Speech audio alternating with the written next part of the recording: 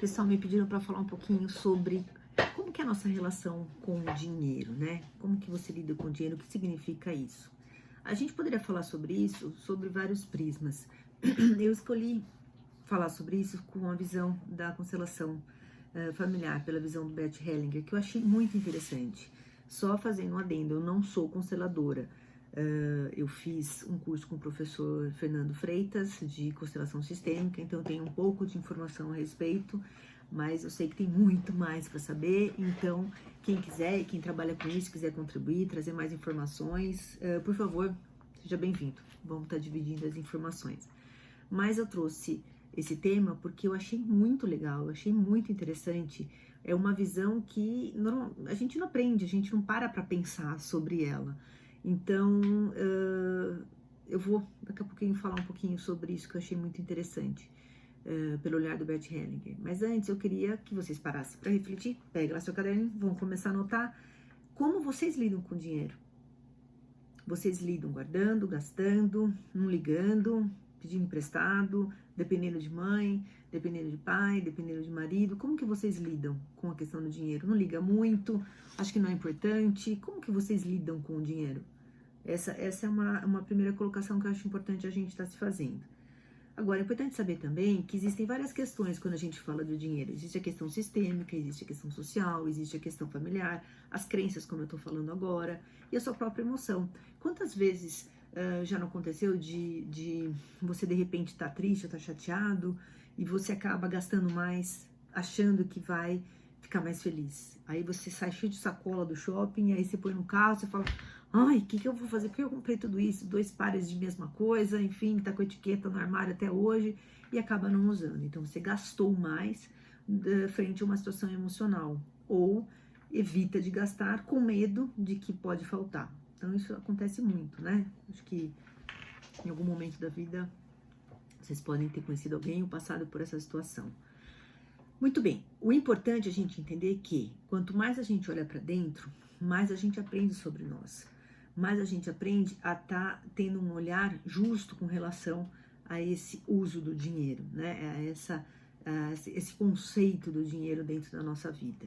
Então, a gente precisa começar a pensar. Então, vamos lá, eu vou dar falar sobre algumas questões aqui, por exemplo. Eu acho que eu não tenho dinheiro para nada.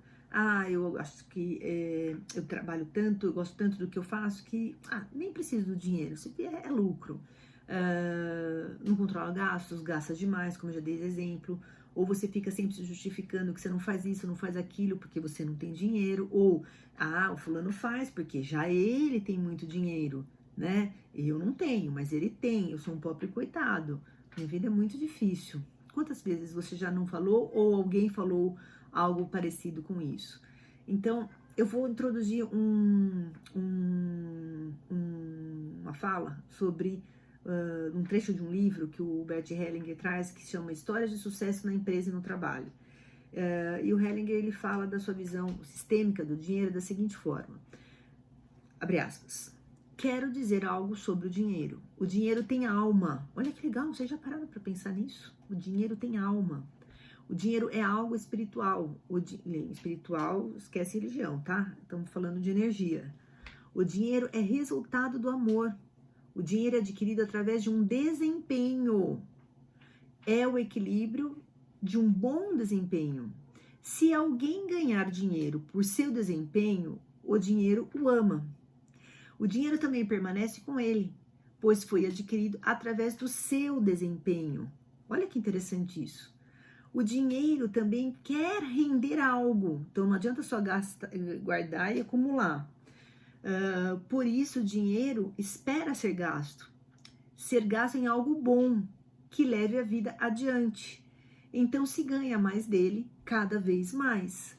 Através do seu desempenho, o dinheiro entra no circuito de serviço, trabalho e ganho, e tudo ao mesmo tempo. Olha que interessante. Reflita um pouquinho sobre isso. Eu vou abrir a porta para o meu gatito. Espera um pouquinho, gente.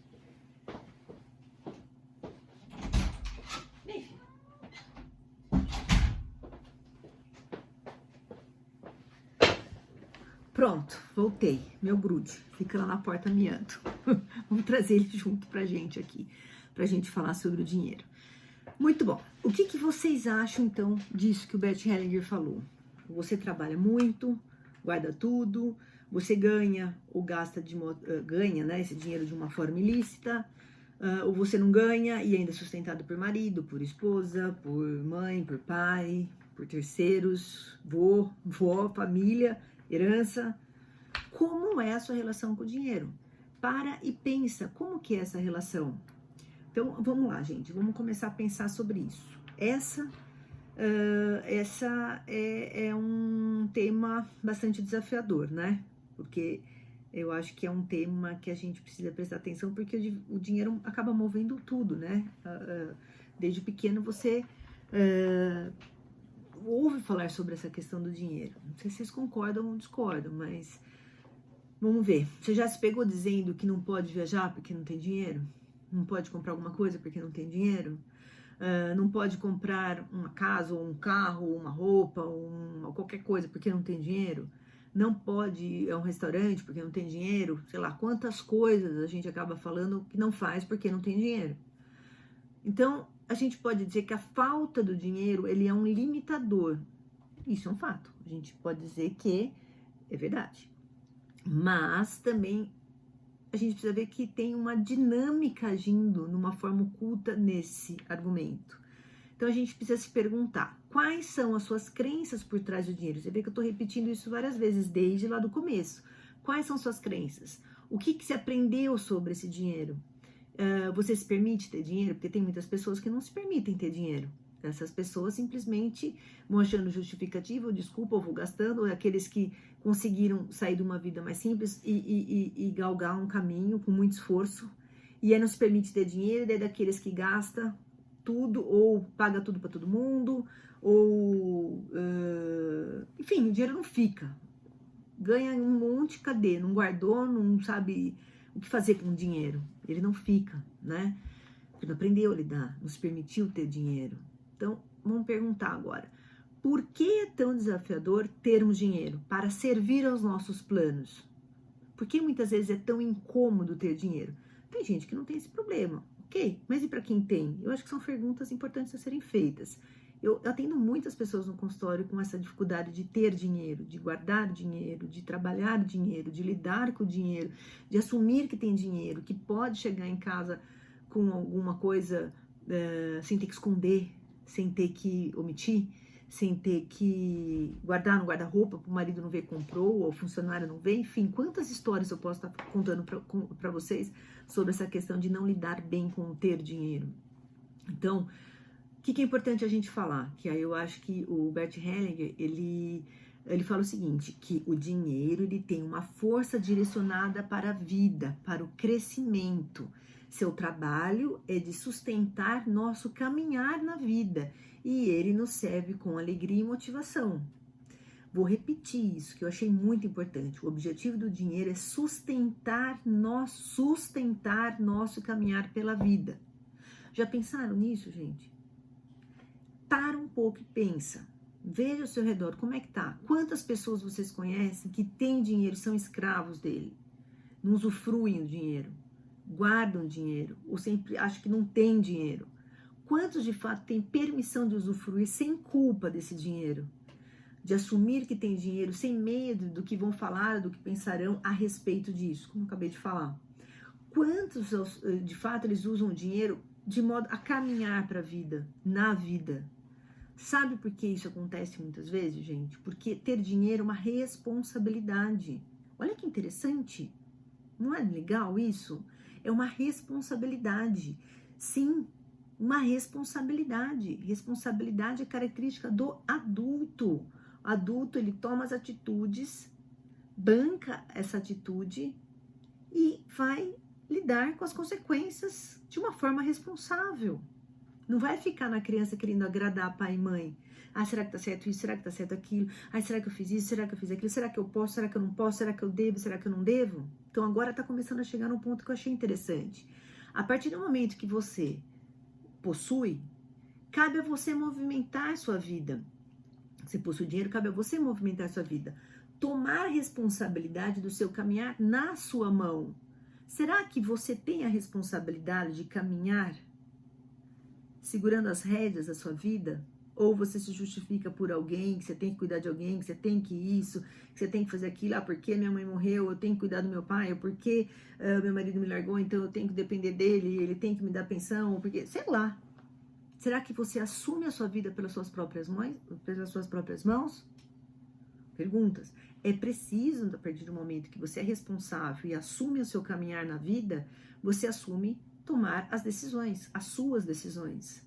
Sem querer agradar ninguém, sem tomar decisões por ninguém, mas por você. Você pode não gostar, então, do que eu vou falar. Tanto que quando eu li a respeito disso, eu fiquei pensando um pouco. Falei, opa, deixa eu ver isso aqui, que eu achei interessante. Por mais que seja desconfortável, muitas vezes, a falta de dinheiro, ela pode estar prestando um serviço àquele que não tem. Olha que doido isso. Vamos lá. Quando não se tem dinheiro, é mais fácil terceirizar a responsabilidade por não fazer algo. Olha que profundo isso, gente. Eu não tenho dinheiro. O que eu vou fazer? Eu não tenho dinheiro. Não posso estudar, não posso trocar de casa, não posso trocar de carro, não posso melhorar de vida, não posso me vestir melhor. Não tenho. Qual a responsabilidade que você tem sobre você? Vou ler de novo. Quando não se tem dinheiro, é mais fácil terceirizar a responsabilidade por não fazer algo. A frase sai quase que automática. Eu quero fazer, mas eu não tenho dinheiro.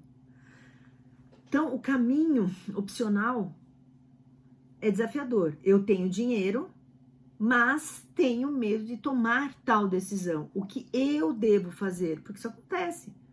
Vou trocar de carro, vou trocar de casa, vou mudar de emprego, vou mudar de sala, tá? O que eu faço? Uma decisão, eu tenho que tomar. Quem que vai bancar minhas contas? Será que eu vou conseguir pagar? Sei lá. Quantas perguntas podem aparecer.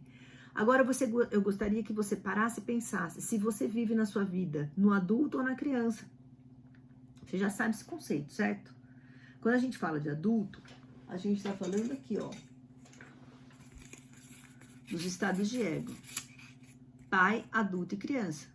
Quando eu falo do estado de ego pai, eu tô falando da parte do julgamento, da cobrança, da crítica, do que tem que, do deveria, da tirania do devo. O adulto é a parte pensante do nosso cérebro emocional. É o que para pensar, processa, decide tomar uma atitude. A criança é onde tem as emoções. O medo, a raiva, a tristeza, a alegria, onde tem as suas frustrações, onde tem as suas necessidades e seus desejos. Quem comanda a sua vida, o adulto ou a criança? Vamos pegar aqui, ó, os bonequinhos. Quem que comanda? O adulto ou a criança? Você toma as atitudes sem culpa, bancando as consequências das suas ações, ou você fica aqui na inocência, ou na culpa, ou no ressentimento, ou na cobrança? Onde você fica? Então, avalie, veja ao seu redor as pessoas que você convive. Como que elas agem? Como que elas lidam com o dinheiro? Eu conheço uma pessoa, acho que ela deve ter uns 60 e poucos anos, se não tem, tá por aí. O que acontece? É uma pessoa que desde que eu conheci fala que é pobre. Ah, vocês ricos, burgueses, parece até que tem raiva do dinheiro, de quem tem dinheiro. Se coloca sempre como coitadinho e age como uma criança, sempre reclamando. Vive no estado de ego criança. Então, para se ter dinheiro, gente, a gente precisa sair da zona de conforto e arriscar, tomar decisões que possam gerar um desconforto. E somente o adulto tem essa resposta. Tem a resposta do que pode fazer para suas dúvidas.